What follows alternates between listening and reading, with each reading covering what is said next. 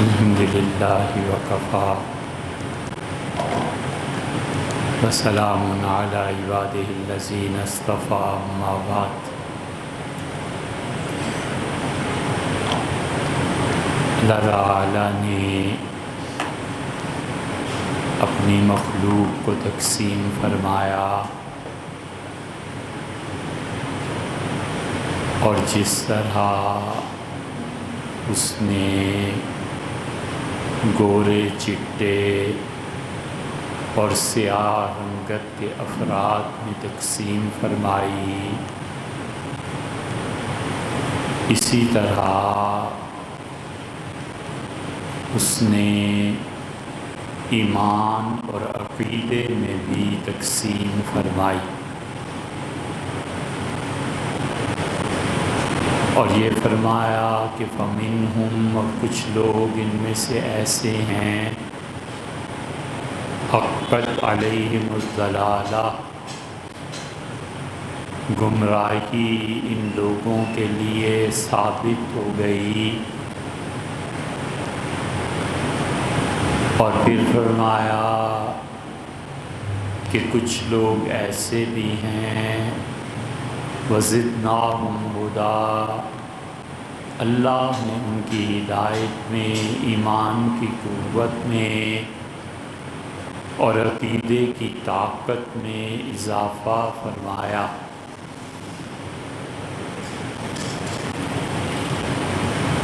اور اللہ تعالیٰ نے کسی پہ کوئی جبر نہیں کیا کہ تم ضرور کافر ہوگے، اور اللہ نے کسی پہ جبر نہیں کیا کہ تم دنیا میں جا کر کفر اختیار کرنا حتیٰ کہ تم مر جاؤ،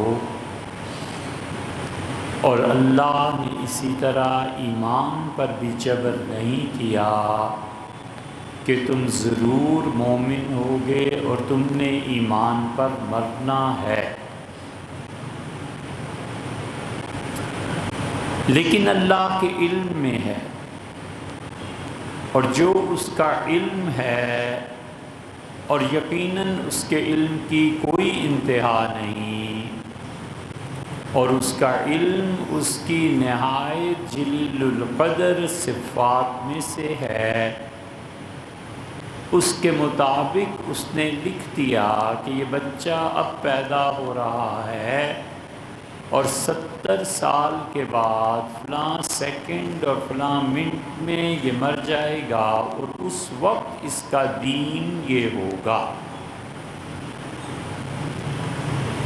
اسی لیے فرمایا ہے کہ فَمِنْكُمْ كَافِرٌ وَمِنْكُمْ مُؤْمِنٌ، تم میں کچھ لوگ مومن ہیں، کچھ لوگ کافر ہیں، اور اسی لیے فرمایا ہے کہ فَمَنْ شَاءَ مِنْكُمْ فَلْيُؤْمِنْ، تم میں سے جس کا جی چاہے ایمان لے آئے، جس کا جی چاہے کفر کرے، اور اگر تیرا پروردگار جبر کرنے والا ہوتا تو سب کوئی مسلمان بنا دیتا، اگر سب مسلمان ہو جاتے تو امتحان باقی نہ رہتا۔ اور پھر یہاں تک فرمایا کہ اگر تم دنیا کی دولت اور اس چکر میں پڑو لَمَن يُكْفَرُ بِالرَّحْمَنِ، تو جو خدا کا جتنا بڑا نافرمان ہوتا، جتنا بڑا کافر ہوتا، ہم اسے اتنا کچھ دے دیتے کہ وہ جن سیڑھیوں سے گھر میں چھت پر جاتا ہے وہ بھی چاندی کی ہوتی، اور سونے سے اپنے گھر تعمیر کر لیتے۔ اگر ہمیں یہ نہ آتا کہ یہ تھوڑے بہت جو مسلمان ہیں یہ دنیا کی لالچ میں کہیں کافر ہی نہ ہو جائیں۔ اس لیے اللہ نے عقیدے کو بھی واضح کر دیا، کفر کو بھی واضح کر دیا، ایمان کو بھی واضح کر دیا، اور اس نے اپنی پاک کتاب میں لوگوں کو دعوت دی کہ تم آؤ اسے پڑھو اور دیکھو میں نے تمہارے لیے کیا احکامات نازل فرمائے ہیں۔ کوئی نہیں پڑھتا، یہ اس کی اپنی مرضی ہے، وہ کسی پہ جبر نہیں کرتا کہ تم ضروری پڑھو، وہ کہتا ہے مرضی ہے تمہاری، اور یہ امتحان ہے، اس لیے آزادی بھی ہے، اس لیے اللہ کا وہ جبر جو فطرت میں نافذ ہوتا ہے، پچھلے جمعے کو یہ بات ہو رہی تھی کہ اللہ کا وہ جبر جو فطرت میں نافذ ہوتا ہے اس کا کوئی حل نہیں ہے، وہاں پر حل صبر کرنا ہے، اور اللہ کا جبر اگر ہدایت میں آئے تو وہاں اس کا مطلب ہے دعا مانگنا اور اللہ کی راہ پہ چلنا۔ ہم سب ہدایت کے نظام میں مختار ہیں، اور جبر کے نظام میں ہم مجبور ہیں۔ کسی سے نہیں پوچھا جاتا کہ تمہیں مرد پیدا کیا جائے یا عورت۔ سیلاب آتا ہے، خدا کسی سے نہیں پوچھتا کہ کس بستی کو غارت کرنا ہے اور کس کو امن دینا ہے۔ زلزلہ آتا ہے، کون مرے گا کون جیے گا، یہ سب فطرت کا جبر ہے، اور فطرت کے جبر میں انسان کے پاس کوئی راہ نہیں ہے سوائے اس کے کہ صبر کرے اور اللہ کے فیصلے پر چپ ہو جائے، جد و جہد کرے، سیلاب کا مقابلہ کرے، زلزلے کے اثرات کو ختم کرنے کی کوشش کرے، اور رات اور دن یہ خدا کا جبر ہے، نہ ہم رات کو دن کر سکتے ہیں، دن کو رات کر سکتے ہیں۔ اس جبر اور قدر کے فلسفے کو علامہ اقبال نے خوب سمجھا۔ انہوں نے کہا تو شبہ فریدی چراغا فریدن، تو نے رات بنائی تھی اور انسان نے چراغ بنا کے تجھے دکھایا کہ تیرا جبر یقیناً ہے، لیکن ہم جس حد تک اسے کم کر سکتے ہیں ہمارا بھی حق بنتا ہے، ہم بھی کریں گے۔ وہ خوش ہوا اور اس نے نہیں روکا، اس نے لوگوں کو اجازت دی، سراہا، ابھارا اور کہا یہ کام کرو۔ اس لیے جو لوگ بھی ہدایت کی راہ پر عمل کرتے ہیں انہیں آزادی ہے، اور جو جبر کے خلاف، فطری جبر کے خلاف لڑتے ہیں انہیں بھی آزادی ہے۔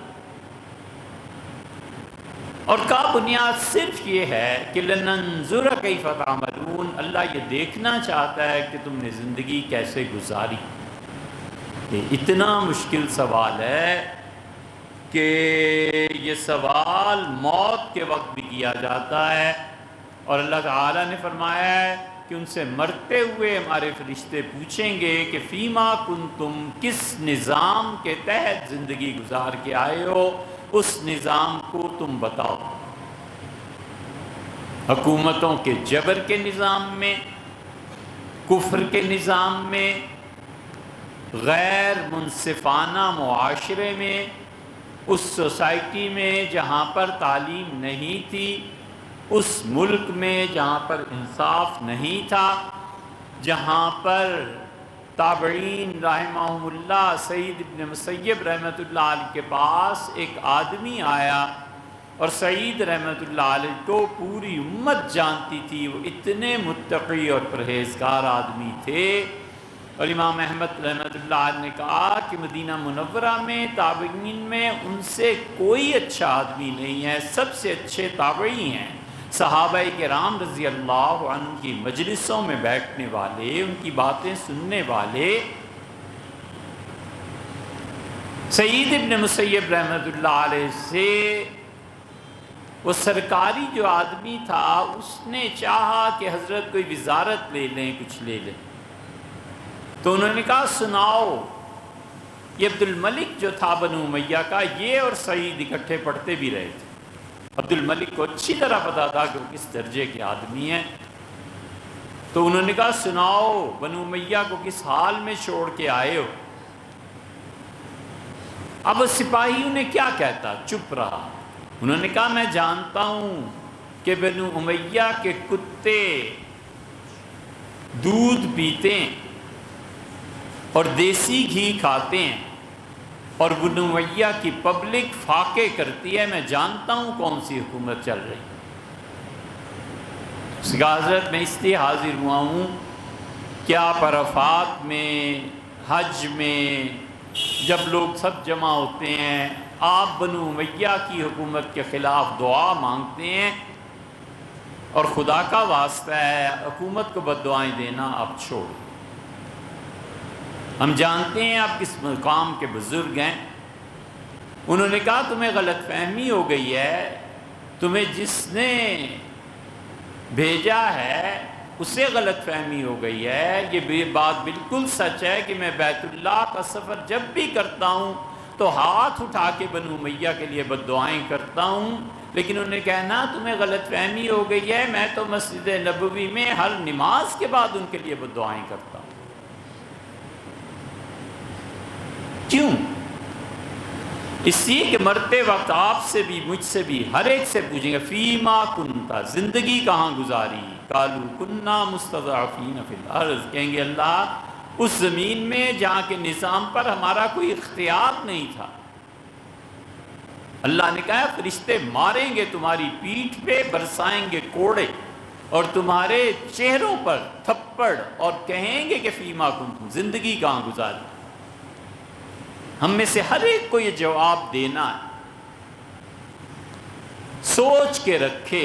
اور یہی سوال پھر قبر میں ہوگا، اور جب قبر میں ہوگا تو فرشتے کہیں گے ما تلیت ولا دریت، تو نے اللہ کی پاک کتاب بھی کبھی نہیں پڑھی، تو سمجھتا کہ خدا نے تجھے کیا کہا ہے، ولا دریت، اور عقل سے بھی کام نہیں لیا کہ اس معاشرے میں زندگی گزار کے آئے جہاں کوئی بھی اللہ کے دین کی بات نہیں تھی۔ ما تلیت ولا دریت، نہ تو نے تلاوت کی اور نہ تو نے عقل کی زندگی گزاری، اور پہلا گرز اس کے سر پہ ماریں گے فرشتے، اور اتنا نیچے چلا جائے گا کہ زمین سے تیل نکل آئے گا۔ حضور صلی اللہ علیہ وسلم مٹی ہو جائے گا، اللہ پھر اسے پیدا کرے گا، پھر فرشتے ماریں گے۔ یہ ایک سوال کا جواب ہے کہ تم نے زندگی کہاں گزاری۔ اس یہ سب سے بڑی چیز انسان کا عقیدہ ہے، کس عقیدے کے ساتھ اس نے زندگی گزاری۔ جنت عقیدے کا اجر ہے، اعمال کا نہیں، ہمیشہ یاد رکھنا چاہیے۔ اس لیے ہمارے بچے جو کہتے ہیں نا کہ اس نے بجلی پیدا کی اور اس نے فلاں کیا اور فلاں کیا اور وہ جہنم میں جائے گا اور ہمیشہ کیوں رہے گا، ہم کہتے ہیں بیٹے جنت جو ہے وہ عقیدے کا ثواب ہے، اعمال کا ثواب نہیں۔ جنت جو ہے وہ عقیدے کے نتیجے میں آتی ہے، اعمال کے نتیجے میں نہیں۔ اعمال اور چیز ہے، عقیدہ اور چیز ہے۔ عقیدہ یہ ہے کہ خدا ایک نہیں ہے، اور اعمال اس کے تولو تو وہ پہاڑوں جتنی نیکیاں ہیں، ساری زندگی اس نے غلط کام نہیں کیا، لیکن اس کے نتیجے میں اس کو جہنم کے عذاب میں کمی مل جائے گی۔ اس کے نتیجے میں عین ممکن ہے کہ اللہ اسے ایمان دے دے، یہ ہو سکتا ہے، لیکن جس چیز کا نام جنت ہے وہ عقیدے کا اجر ہے، وہ عقیدے کا صلہ ہے، اعمال کا نہیں۔ اگر اعمال کا صلہ ہوتا تو اسے بھی جنت ملتی، اور اگر عقیدے کا صلہ نہ ہوتا تو فاسق، فاجر، مومن بالآخر جو جنت میں جائے گا یہ بھی نہ ہوتا، اس لیے کہ اس نے کوئی نیک اعمال دنیا میں کیے نہیں۔ لیکن اللہ بتاتا ہے کہ اگر اس کا ایمان محفوظ تھا موت کے وقت تو وہ جنت میں جائے۔ اس لیے حکیم ابن حزام رضی اللہ عنہ جب مسلمان ہوئے، بڑے دانا آدمی تھے، حضرت خدیجہ رضی اللہ عنہ کے پھوپھی زاد، تو رسول اللہ صلی اللہ علیہ وسلم نے اسے انہوں نے کہا کہ اللہ کے رسول میں نے زمانہ جاہلیت میں اتنے لوگوں کو کھانا کھلایا، اتنے لوگوں کی حج میں خدمت کی، حاجی جب آتے تھے 1000 اونٹ میں حاجیوں کو دیتا تھا کہ لے جاؤ اور مفت سفر کرو خدا کے گھر کے لیے۔ تو آپ نے فرمایا اسلمت علی ما اسلفت، یہ جو اللہ نے تمہیں اسلام کی توفیق بخشی ہے یہ ان تمام نیکیوں کو قبول کر کے ہی اللہ نے تمہیں صلہ دیا ہے۔ تو اعمال صالحہ کے نتیجے میں ایمان میں بھی قوت آتی ہے، اور کبھی کفر ایمان میں بدل جاتا ہے، لیکن جنت جس چیز کا صلہ ہے، جس چیز کا ثواب ہے، جس چیز کا نتیجہ ہے، وہ ایمان ہے۔ اور ایمان کے بارے میں بہت بڑی غلط فہمی آج کل لوگوں کو یہ ہو گئی ہے، اور گمراہ ہے وہ شخص جو یہ تلقین کر رہا ہے کہ ایمان صرف 5 چیزوں کا نام ہے۔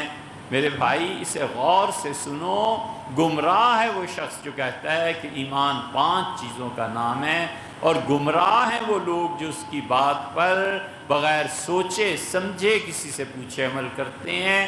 وہ کہتا ہے کہ ایمان نام ہے اللہ پر ایمان لانے کا، انبیاء علیہ السلام کو ماننے کا، فرشتوں کو ماننے کا، کتابوں کو ماننے کا، آخرت کو ماننے کا، اور اللہ خیر سے۔ حالانکہ عقیدہ صرف یہی نہیں ہے۔ اللہ نے فرمایا آمن الرسول بما انزل الیہ من ربہ والمؤمنون، حضور صلی اللہ علیہ وسلم ایمان لائے اللہ تعالیٰ پر، اس چیز پر اللہ نے جو ان پہ نازل کی ہے، اور ایمان والے بھی انہی چیزوں پر ایمان لائے جن پہ رسول صلی اللہ علیہ وسلم ایمان لائے۔ ہمارا ایمان، رسول اللہ صلی اللہ علیہ وسلم کا ایمان، اللہ کا ایمان اور عقیدہ سب ایک ہیں۔ اللہ جانتا ہے کہ وہ ایک ہے، حضور صلی اللہ علیہ وسلم نے ہمیں بتایا ہے کہ وہ ایک ہے، ہم مانتے ہیں کہ اللہ ایک ہے۔ اس لیے ہمیشہ اللہ سے درخواست کرتی رہنی چاہیے کہ اللہ میں اسی عقیدے پہ موت چاہتا ہوں جو تیرا اپنا عقیدہ ہے۔ اللہ جانتا ہے، اور اللہ جانتا ہے، اور اس نے نازل، حضور صلی اللہ علیہ وسلم خدا کے آخری رسول ہیں، یہ اس نے نازل کیا، وہ خود بھی جانتے تھے، اور ہمارا بھی یہی عقیدہ ہے۔ ہمیشہ اللہ سے دعا ہوں کہ اللہ اس چیز پہ موت دے جو تیرا عقیدہ ہے۔ اسی لیے اللہ کہتا ہے کہ رسول صلی اللہ علیہ وسلم ایمان لائے بما انزل الیہ، جو ان کی طرف نازل کیا گیا، اور ایمان والے بھی انہی چیزوں پر، کل آمن باللہ، ہر ایک اللہ پہ ایمان لایا، وملائکتہ ہی، اور اس کے فرشتوں پر، وکتبہ ہی، اور اس کی کتابوں پر، ورسلہ ہی، اور اس کے رسولوں پر، ہر ایک۔ یہ 4-5 چیزیں اللہ نے قرآن میں گنوائی، اور کہیں الگ الگ اور کہیں ایک ہی بار اس کا تذکرہ کر دیا ہے۔ اب وہ گمراہ آدمی یہ کہتا ہے کہ بس یہ ایمان، مطلب یہ ہے کہ جو چیز قرآن سے ثابت ہے عقیدے میں وہ تو ہے، اور جو چیز ثابت نہیں ہے وہ عقیدے میں شامل نہیں ہے۔ اور اس سے بڑی بات کو کہتے ہیں کہ عقیدے کی بنیاد صرف قرآن ہے، حدیث عقیدے کی بنیاد نہیں ہو سکتی۔ ہم عرض کرتے ہیں کہ اگر حدیث عقیدے کی بنیاد نہیں ہو سکتی تو قرآن نے کسی ایک آیت میں صاف صاف یہ کہا ہو کہ رسول اللہ صلی اللہ علیہ وسلم سب سے افضل نبی ہیں، یہ ہمارا عقیدہ ہے۔ قرآن میں کسی ایک آیت میں اللہ نے یہ عقیدہ بیان کیا؟ جب قرآن ہی بنیاد ہے تو ہمیں کیا ضرورت پیش آ گئی ہے کہ حضور صلی اللہ علیہ وسلم کو خدا کا سب سے بڑا، سب سے اچھا پیارا نبی مانے؟ قرآن نے کہا ہے ایک آیت اس میں سے لا دو۔ اللہ یہ کہتا ہے کہ تلک الرسل فضلنا بعضهم علی بعض، اور انبیاء علیہ السلام ایسے ہیں رسول جن سے اللہ نے کلام کیا ہے، اللہ نے ایک سے ایک کو بڑھایا ہے، ایک سے ایک پر فضیلت دی ہے، ایک کم درجے کا، ایک اس سے زیادہ درجے کا۔ منہم من کلم اللہ، ان میں سے ایسے ہیں جن سے اللہ نے کلام کیا ہے، جن سے کلام کیا ہے خدا نے وہ بہت بڑے مرتبے کے ہیں۔ جیسے اللہ نے کلام کیا آدم علیہ السلام سے، موسیٰ علیہ السلام سے، حضور صلی اللہ علیہ وسلم سے، اور رفع بعضهم درجات، ان میں سے کچھ کے درجے ہم نے بڑھائے ہیں، لیکن اللہ نے کہیں یہ نہیں کہا کہ حضور صلی اللہ علیہ وسلم سب سے بڑے اور سب سے افضل اور اعلیٰ نبی ہیں۔ قرآن کی آیت میں واضح طور پر بتاؤ۔ یہ استنباط اور نتیجے اور تفسیریں تو ہمارا دماغ ہے نا، قرآن نے کہا تھا۔ حدیث کو نہیں ماننا تو پھر یہ ماننا پڑے گا کہ موسیٰ علیہ السلام بڑے نبی تھے۔ وجہ اس کی یہ ہے کہ حضور صلی اللہ علیہ وسلم نہیں فرمایا، پھر اس کا بھی حدیث کا سہارا۔ پھر ماننا پڑے گا۔ اور بہت سی چیزوں کو سیدنا آدم علیہ السلام خدا کے نبی تھے، عقیدے میں ہے کہ کسی ایک شخص کی جو نبی ہے نبوت کا انکار کفر ہے۔ ہمیں بتائیں پورے قرآن میں کہیں ایک جگہ اللہ نے کہا آدم علیہ السلام کے متعلق کہ وہ میرا رسول؟ کہیں بھی کھولو قرآن کو جا کے 100 دفعہ بھی اس کا ترجمہ اور براہ راست عربی میں پڑھو۔ یہ جو لوگ ڈھنڈورا پیٹ رہے ہیں نا کہ عقیدے کی بنیاد صرف قرآن ہے اور حدیث نہیں، وہ بتائیں آدم علیہ السلام کی نبوت پہ خدا نے کیا کہا؟ اللہ نے بس یہ کہا ہے کہ میں زمین پہ خلیفہ بنانے والا ہوں۔ اللہ نے یہ کہا ہے کہ تمہارے پاس میری طرف سے ہدایت آئے گی۔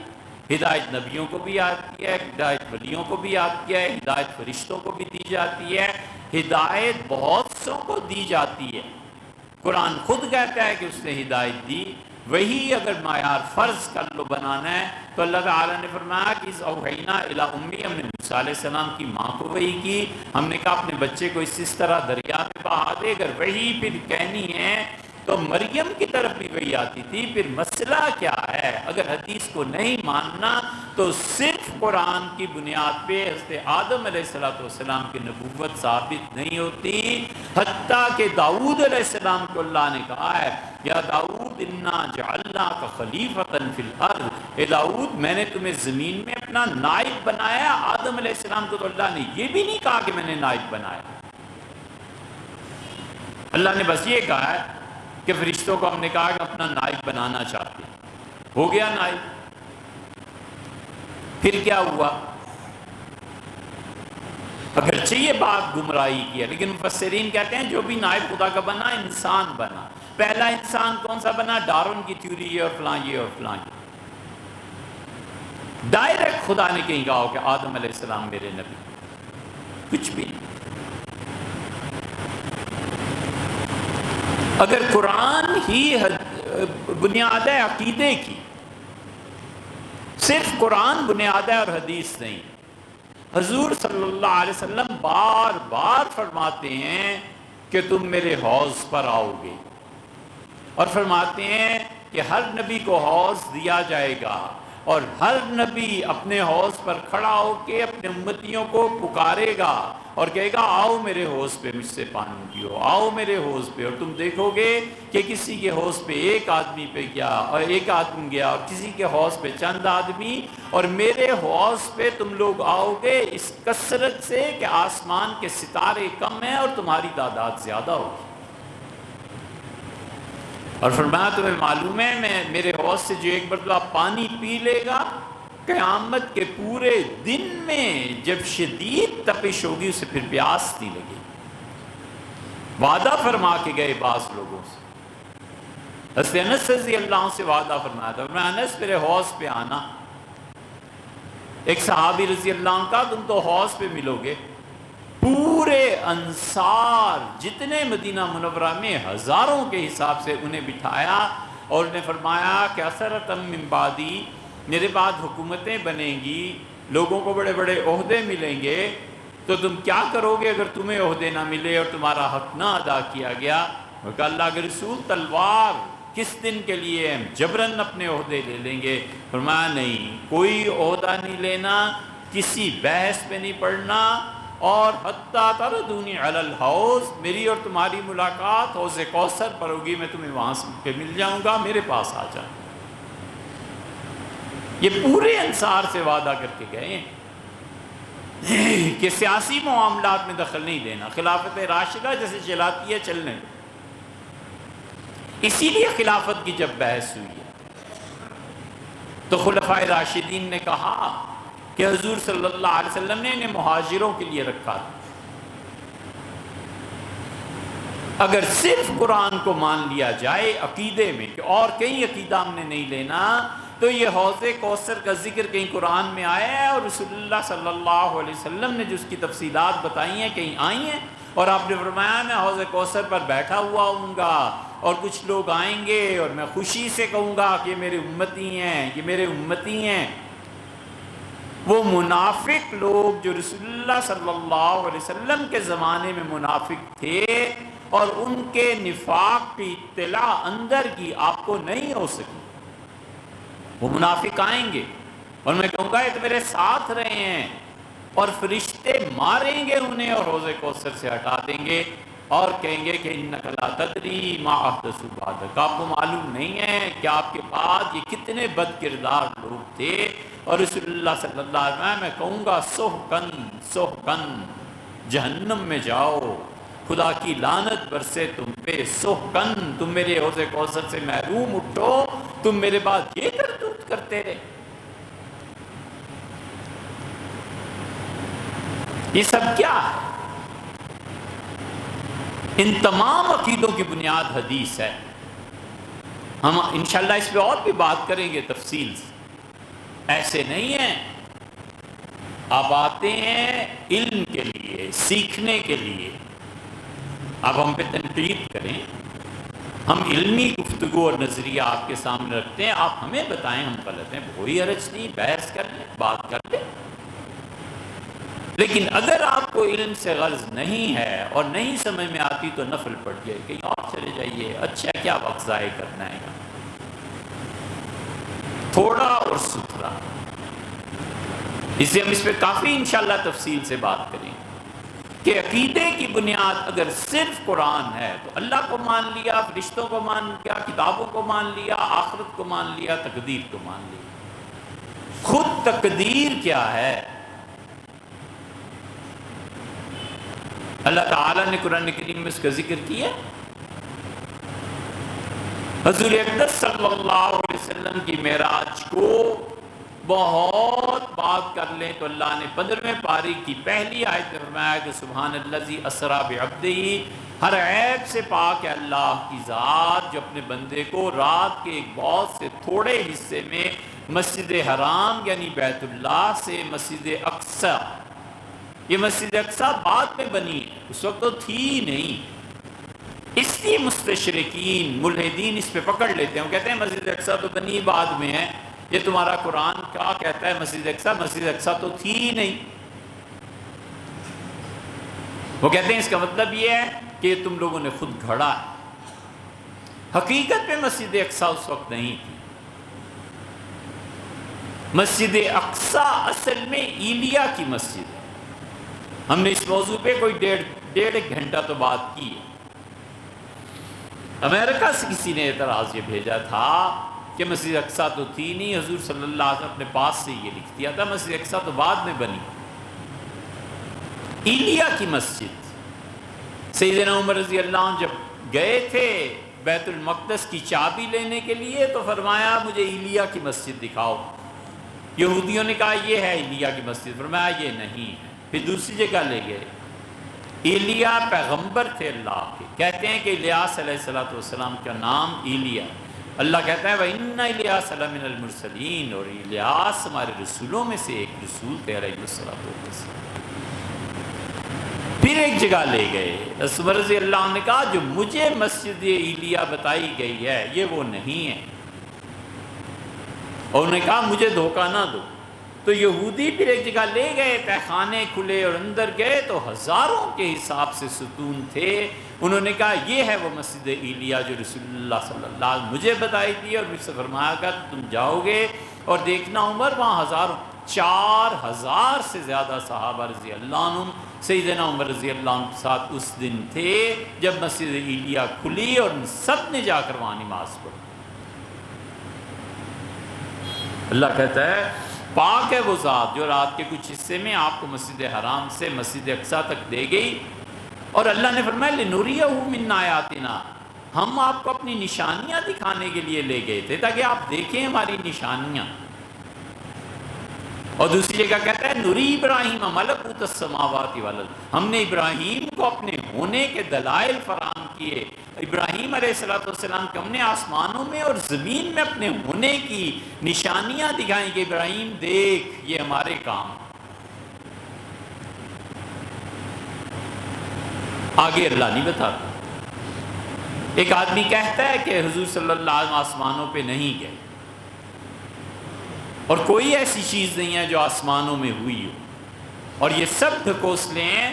قرآن سے ثابت کرو، کوئی قرآن سے اسے ثابت نہیں کر سکتا۔ معراج کا اتنا حصہ قرآن میں آیا ہے، اس کے بعد رسول اللہ صلی اللہ علیہ وسلم کے آسمانوں پہ تشریف لے جانا، یہ 5 نمازیں، یہ سب کچھ یہ اس سفر کا نتیجہ ہے۔ اگر کوئی کہتا ہے کہ عقیدہ میرا یہ ہے کہ معراج ہوئی تھی صرف مسجد اقصیٰ تک اور باقی سب جھوٹ ہے، تو بھلا بتاؤ اس عقیدے کے لیے کہ یہ عقیدہ غلط ہے، ہم حدیث پہ ہی جائیں گے نا، اور حدیث کو جو مانتے نہیں ہیں وہ کہتے ہیں صرف قرآن ہے باقی کچھ نہیں۔ یہ گمراہیاں ہیں۔ انشاءاللہ آئندہ چند جمعے ان باتوں کو آپ کے سامنے رکھیں گے۔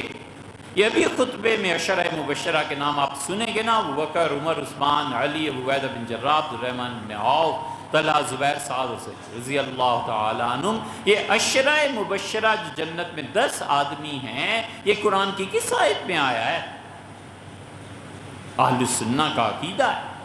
اہل تشیع کے برعکس کہ ہم کہتے ہیں یہ 10 کے 10 جنتی ہیں، وہ جو کچھ بھی کہتے ہیں ان کی کتابوں میں لکھا ہے، مگر یہ 10 کے قطعی جنتی ہونے کا عقیدہ آپ کا جو ہمارا ہے، اس کی دلیل قرآن میں کہاں سے؟ انشاءاللہ آئندہ ہفتے بعد